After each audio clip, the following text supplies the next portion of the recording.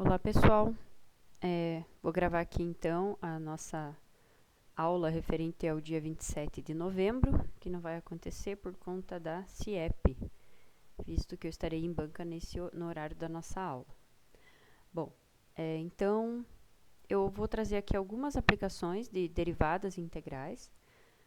A gente vai ter as apresentações dos trabalhos, né, com várias aplicações de integrais, então não vou explorar muito isso, mas essas que eu vou trazer são aplicações bem canônicas, digamos assim, né? E é importante também que vocês vejam como uma forma de revisão aí para a prova de recuperação, para quem precisar dela, ok? Então, vamos começar pelas derivadas. Deixa eu escrever aqui que os primeiros 3 problemas serão de derivadas, ok? Bom, o primeiro problema que eu trago é o problema que estava na abertura do capítulo de derivadas, quando a gente iniciou os estudos lá no livro do Buongiorno. Então, o exercício falava o seguinte: a janela de uma casa tem a forma da figura abaixo, um retângulo sobreposto por um semicírculo.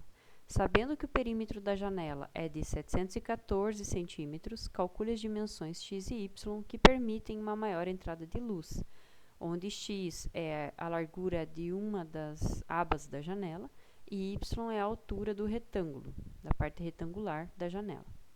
Ele também fala para adotar π como 3,14, mas aqui vamos deixar π mesmo. Bom, então isso é um problema de otimização, de maximização. A gente quer maximizar, deixa eu só trocar a cor aqui para não misturar. A gente quer maximizar a área dessa janela. Só que a gente tem uma restrição que é o perímetro. Então, a gente, claro, se eu não tivesse restrição, eu aumentaria indefinidamente o tamanho dessa janela.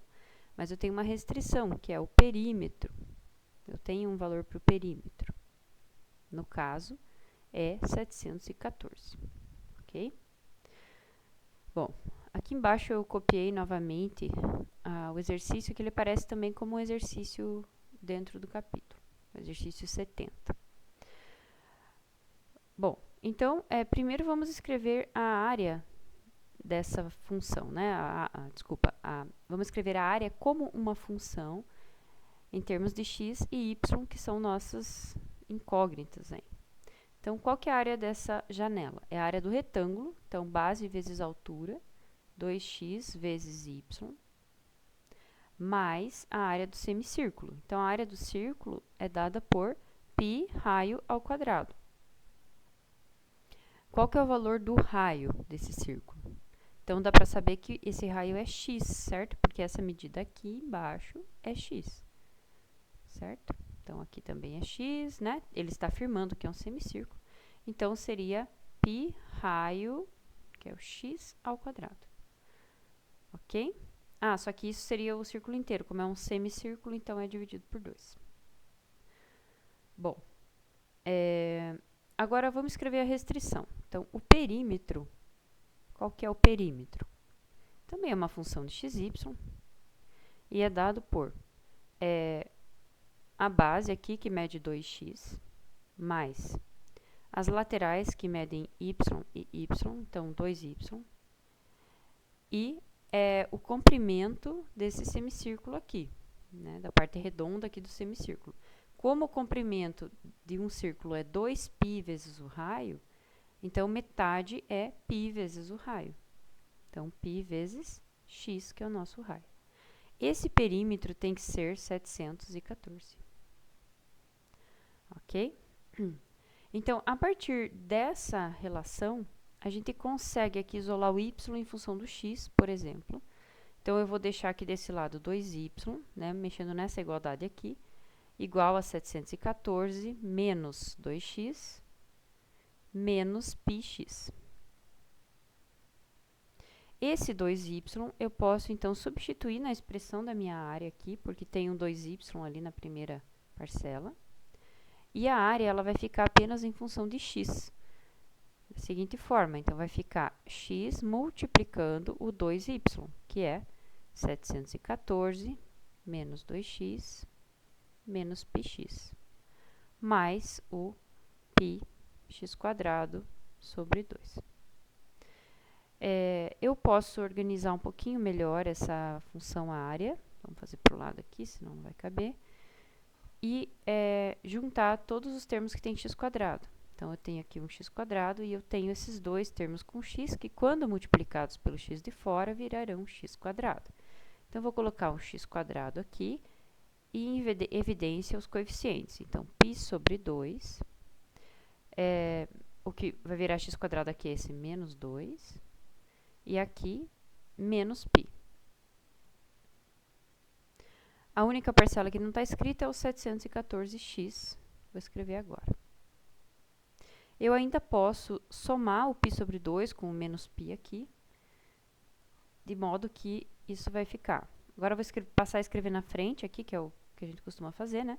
Então, vai ficar o menos 2 menos π sobre 2, que multiplica x quadrado, mais o 714x. Então, essa é a nossa função área, que a gente quer maximizar.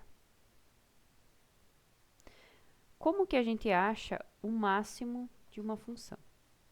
Né? O ponto onde ela tem o maior valor. Então, a gente aprendeu lá, quando estudou derivadas, que se eu derivar essa função área e igualar o resultado a zero, eu vou obter um ponto que a gente chama de ponto crítico, que pode ser de máximo, de mínimo ou de inflexão. Vamos calcular, então, essa derivada. O x quadrado deriva, né, como 2x, só caiu 2 aqui. E esse 2x que vai cair, esse 2 que vai cair já vai cortar com o denominador aqui, do π, e vai multiplicar pelo 2. Então, vai ficar menos 4 menos π, multiplicando o x. Concordam? O 2 corta com esse e multiplica aqui. E no 714x vai ficar somente 714. Eu vou igualar isso a zero e isolar o x, de modo que o x vai ser 714, seria negativo, mas quando eu dividir por todos esses negativos aqui, vai ficar tudo positivo. Então, o x que eu estou procurando é o 714 dividido por 4 mais π. Esse valor de x vai maximizar a área da minha janela. O exercício pediu as dimensões, né, da janela. Então, eu preciso dizer ali o valor de x e de y, né? Que é já o que é o que ele deu. Então, a gente tinha escrito o valor de y em função de x aqui em cima. Então, eu posso pegar o meu valor de x e substituir aqui. Então, o 2y vai ficar 714 menos 2 que multiplica 714, que dá 1428, sobre o 4 mais π, e menos o π, que multiplica o valor de x, então π vezes 714 sobre o 4 mais π. Então, estou usando esse valor aqui embaixo para o x. Isso é 2y. Quando eu isolar o y, dividindo tudo por 2, o 714 se torna 357. Aqui eu volto a 714 e aqui também vou para 357. Então, o denominador dos dois é comum. Vou colocar num só aqui. Ok? Bom, então aqui eu teria um valor de y e um valor de x. Como eu não quero demorar muito, eu não vou substituir os valores aqui para fazer a conta. É importante que esses valores sejam positivos, né, porque são medidas, mas a condição aqui garante isso. Ok? Então, bom, a princípio, esse valor é um ponto crítico, né, não sabemos se ele é máximo ou mínimo. A rigor, eu teria que derivar uma segunda vez, a partir dessa expressão aqui, eu posso derivar uma segunda vez para conferir se esse ponto que a gente achou é realmente de máximo ou de mínimo. Então, aqui, quando eu derivo essa expressão, sobra apenas o menos 4 menos π, que é um valor negativo. E isso, segundo a nossa classificação, lá que a gente estudou, garante que esse valor de x, né, na verdade qualquer ponto crítico, vai ser um ponto de máximo. Ok? Então, esse cara aqui com certeza é máximo. Esse qualquer um, porque para classificar a gente tem que calcular a derivada segunda no ponto em questão. Só que como a derivada segunda ficou constante, eu não preciso nem calcular. Tá? Então, de fato, é um ponto de máximo e essas aqui são as dimensões. Ok?